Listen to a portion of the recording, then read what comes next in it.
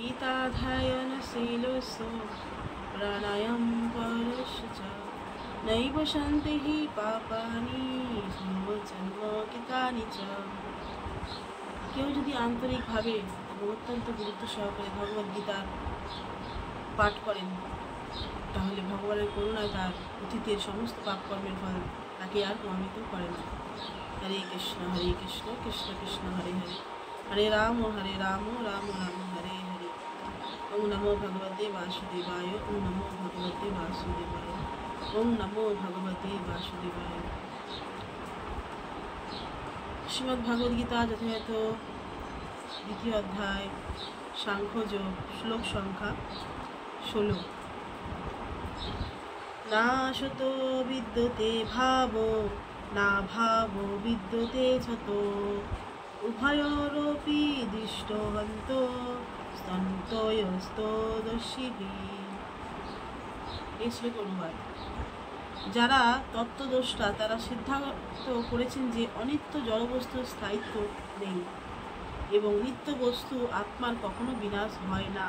তারা উভয় প্রকৃতির যথার্থ স্বরূপ উপলব্ধি করে এই সিদ্ধান্তে উপনীত হয়েছেন।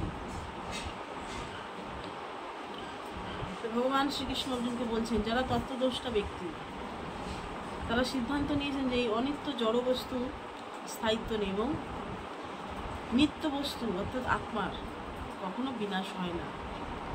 তারা উভয় প্রকৃতির যথার্থ স্বরূপ উপলব্ধি করে সিদ্ধান্ত নিয়েছে। তো প্রতি মুহূর্তে জড়দেহের পরিবর্তন হচ্ছে।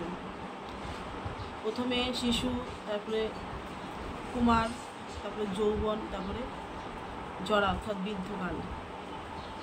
তাহলে আমাদের এই দেহের পরিবর্তন হচ্ছে এবং একসময় এই শরীরটি জীর্ণ অর্থাৎ ছিঁড়ে যাবে পোশাকটি, তখন আমরা এই দেহটি ত্যাগ করব। কিন্তু আমাদের ভেতরে যে আত্মা রয়েছে সেটি কখনোই বৃদ্ধ হয় না, ছিঁড়েও যায় না, কোনো কিছুই হয় না। সে হচ্ছে নিত্য, চির শাশ্বত। আমাদের দেহটি নষ্ট হয়ে যাবে কিন্তু আত্মাটা একই রকম থাকবে। সে আবার একটি নতুন দেহে প্রবেশ করবে, তার কখনোই বিনাশ নাই। যারা তত্ত্বদ্রষ্টা ব্যক্তি তারা কখনো মুহ্যমান হন না, দুঃখ করেন না। এই শরীরটি নষ্ট হয়ে গেলেও তারা কখনো চিন্তা করেন না যে আমরা এই শরীরটি নষ্ট হয়ে গেছে।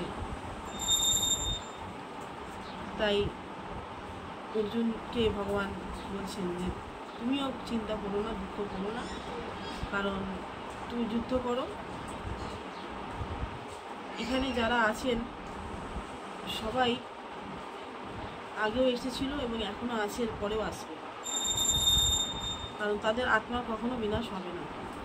তাদের এই শরীরটি থাকবে না কিন্তু আত্মার কখনো বিনাশ হবে না। তাই তুমি শোক করো না।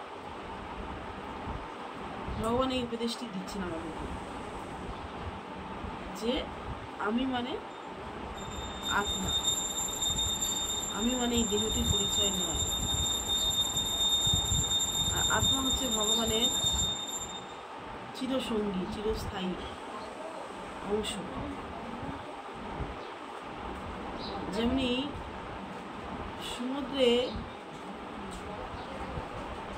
জল বিশাল, তার এক কণা জলও লবণাক্ত এবং যত জল আছে সবই লবণাক্ত।